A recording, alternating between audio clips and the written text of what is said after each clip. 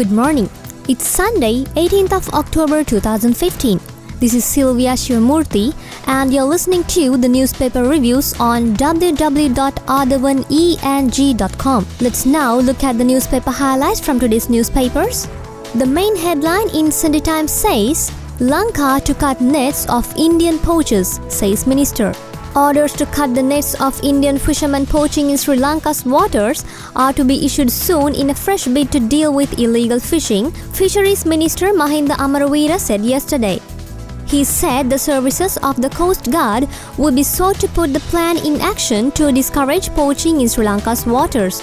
The tough action is to be initiated after several previous attempts, including the arrest and detention of the boats, failed to control the intrusion of the Indian fishermen. We have also decided that any of the Indian fishermen's detained boats will not be released, Mr. Amaraweera said. The move came as Sri Lanka raised the large-scale Indian poaching issue with the European Union. We have already raised the issue with the EU and we hope it will take action, Mr. Amaraweera said. Meanwhile, more talks are planned at ministerial and official level to sort out the issue after the failure of talks between Fishermen's Association of the two countries. Mr. Amaraweera said in an initial proposal for Indian fishermen to engage in 120 days of fishing in Sri Lanka's waters for 3 years had been rejected and there was a fresh proposal that it should be cut down to 83 days. However, we are of the view that this facility too should not be allowed, but a compromise to resolve the issue is also needed, he said. And there's another highlight which says, Lanka hopeful EU ban will be lifted. Government fulfills conditions, strictly implements penalties, fines for illegal fishing. Ahead of a visit by a European Union delegation, the government has got tough with local fishermen, enhancing penalties and imposing million-rupee fines for violating conditions set by the EU.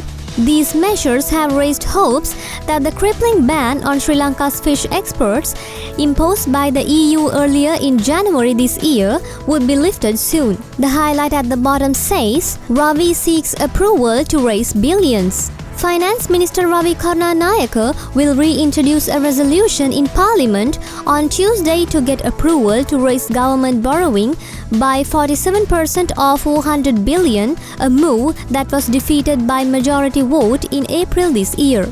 Unlike in April when the UNP led a minority government, the resolution is likely to have an easy passage through the House with the large majority the government enjoys now. In April, the resolution to raise 400 billion through the issuance of treasury bonds was defeated with 52 MPs voting against it and 31 for. Along with the resolution, Parliament will also debate 5 other finance bills including amendments to the Finance Act bill. The amendments seek to impose the mansion tax, migration tax and the super gains tax on a company or individual whose profit before tax exceed 2,000 million. Let's now move to the paper highlights in Sunday Observer. The top headline says, Lalit Weerathunga admits ITN chairman appointed on Mahinda Rajapaksa's orders.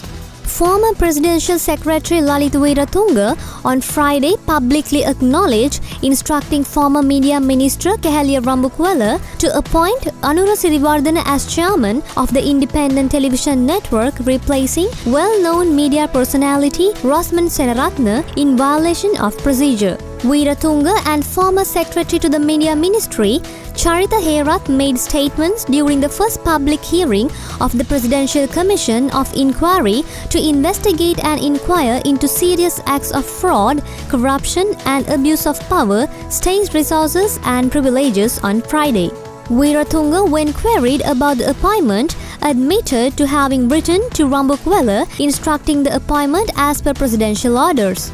The commission was probing allegations with regard to the appointment of ITN's head in September 2014 in violation of standard procedure amounting to abuse of power. Another headline says, India offers fighter jets to SLAF. India has joined the competition to sell Sri Lanka a new generation of fighter jets for the Air Force, even as SLAF Commander Air Marshal Gagan Bulat Sinhala prepares to visit Pakistan to look at models on offer there. Last week, the Sunday Observer exclusively reported that Pakistan had offered her latest locally manufactured fighter jet, the JF-17 Supersonic Strike Fighter, to the SLAF. SLAF officials have denied persistent reports in the global arms industry that the Air Force was poised to buy the Pakistani JF-17 jet, saying only that the SLAF commander would be looking at the Pakistani offer but was not committed to buy. And the highlight at the bottom says, Maldivian Defense Minister fired. Maldivian Defense Minister Musa Ali Jalil has been removed from his post with immediate effect, according to the reports from Mali. This sudden move is the outcome of ongoing investigations into the recent bomb attack against the Maldivian president, in which the president narrowly escaped while his wife suffered injuries, the Sunday Observer learns. These moves come in the wake of advice given to the Maldivian government by investigators from the US Federal Bureau of Investigation and the Sri Lankan police currently helping Mali to probe what is now termed as an assassination attempt against President Abdullah Yamin on September 28. And now let's look at the newspaper highlights from Ceylon today. The top highlight says 2,500 fraud diplomatic passports. Over 2,500 diplomatic passports issued by virtue of political patronage by the previous regime to ineligible persons will be annulled shortly. The issue of these diplomatic passports, which had been made arbitrarily and haphazardly during the previous regime, had come up for discussion at Wednesday's cabinet meeting. And another highlight says, sex pleasure at spa centers. The highlight at the bottom says, baby elephants trumpet stridently for milk. We brought you the paper highlights from today's newspapers, and we'll be bringing back more tomorrow. Thank you.